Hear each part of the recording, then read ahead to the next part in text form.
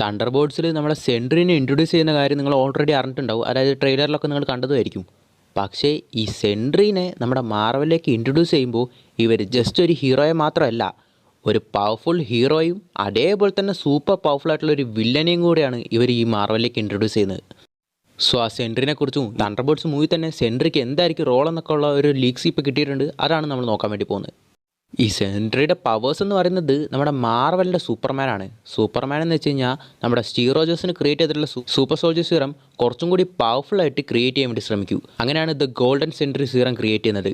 Bob എന്ന് പറയുന്ന ഒരു ഡ്രഗ് അഡിക്റ്റ് ആയിരുന്നു. അങ്ങനെ പുള്ളിക്ക് ഡ്രഗ് ഒന്നും കിട്ടാതെ പുള്ളി അറിയാതെ ഈ സൂപ്പർ സോൾജർ ഈ ഗോൾഡൻ സെൻട്രി സീറം എടുത്ത് കുടിക്കും.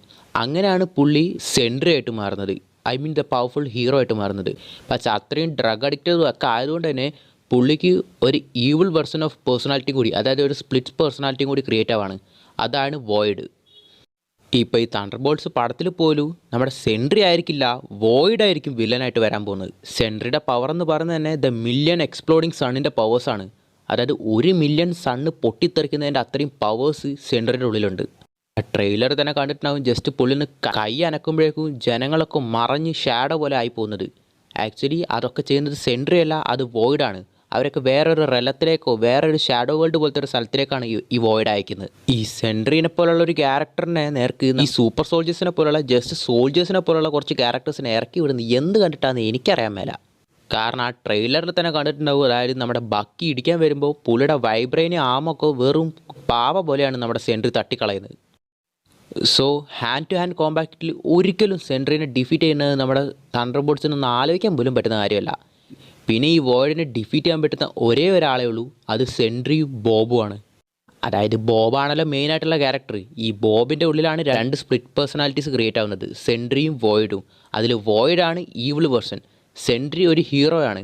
അപ്പോൾ ഈ ഹീറോ ആയിട്ടുള്ള സെൻട്രിയോ ബോബോ ആ വോയിഡിനെ ടേക്ക് ഓവർ ചെയ്ത് കഴിഞ്ഞ് കഴിഞ്ഞാൽ ഓഫ് കോഴ്സ് നമ്മുടെ സെൻട്രി പിന്നെ ഒരു ഹീറോ ആയിട്ട് തന്നെ മാർവലിൽ തുടരും. അങ്ങനെ വോയിഡ് മാറിയിട്ട് സെൻട്രി ആയിട്ട് ഒരു മനമാറ്റമായിരിക്കും എന്തായാലും ആ പടത്തിൽ നമ്മുടെ സെൻട്രിനെ കാണിക്കാൻ വേണ്ടി പോകുന്നത്. ചുരുക്കം പറഞ്ഞു കഴിഞ്ഞാൽ മാർവലിൻ്റെ സ്ഥിരം ക്ലീശ തന്നെ, അതായത് വില്ലനെ ഹീറോ ആക്കി മാറ്റുന്ന രീതി. ഇനി സെൻട്രിയുടെ പവർ ലെവൽസ് കുറച്ച് നോക്കുകയാണെങ്കിൽ ഹാൻഡ് ടു ഹാൻഡ് കോമ്പാക്റ്റിൽ പവർ ലെവലിൽ വെച്ചിട്ട് തന്നെ മാർവലിൽ ആർക്കും നമ്മുടെ സെൻട്രീനെ എതിർക്കാൻ പറ്റത്തില്ല. അതായത് വേൾഡ് ബ്രേക്കർ ഹൾക്ക്, അതായത് മൊത്തം വേൾഡിനെയും ടേക്ക് ഓവർ ചെയ്തുകൊണ്ടിരുന്ന നമ്മുടെ വേൾഡ് ബ്രേക്കർ ഹൾക്കിനെ തന്നെ കൺട്രോൾ എടുക്കാൻ വേണ്ടിയിട്ട് നമ്മുടെ സെൻട്രിയാണ് വരുന്നത്. പക്ഷേ ആ ഫൈറ്റിനൊരു എൻഡിങ് കാണിച്ചിട്ടുണ്ടാവില്ല. കാരണം ഇവർ തമ്മിലുള്ള ഫൈറ്റ് മുന്നോട്ട് പോവുകയാണെങ്കിൽ നമ്മുടെ ഭൂമി തന്നെ നശിച്ചു പോയേനെ. പക്ഷേ അത് വേറെ രീതിക്കായിരിക്കും അത് എൻഡ് ആയിട്ടുണ്ടാവുക. അതുകൊണ്ട് തന്നെ സെൻട്രി അത്രയും ഓവർ പവർഡാണ്. അതിലും ഓവർ പവർഡാണ് വോയിഡ്. അതായത് സെൻട്രിയേക്കാളും സൂപ്പർ ഓവർ പവർഡാണ് ഈവിൾ വേർഷൻ ആയിട്ടുള്ള വോയിഡ്. നള്ളിൻ്റെ ഒരു അംശമാണ് ഈ വോയിഡ് തന്നെ. ഈ വോയിഡിനെ ഡിഫീറ്റ് ചെയ്യാൻ പറ്റുന്ന ഒരേ ഒരാൾ നമ്മുടെ സെൻട്രിയും ബോബും തന്നെയാണ്. പിന്നെ അതുമാത്രമല്ലാതെ നമ്മുടെ സെൻട്രീനെ ഡിഫീറ്റ് ചെയ്യാൻ പറ്റുന്നതും കൊന്നിട്ടുള്ളതുമായിട്ടുള്ള ഒരാളും കൂടിയുണ്ട്.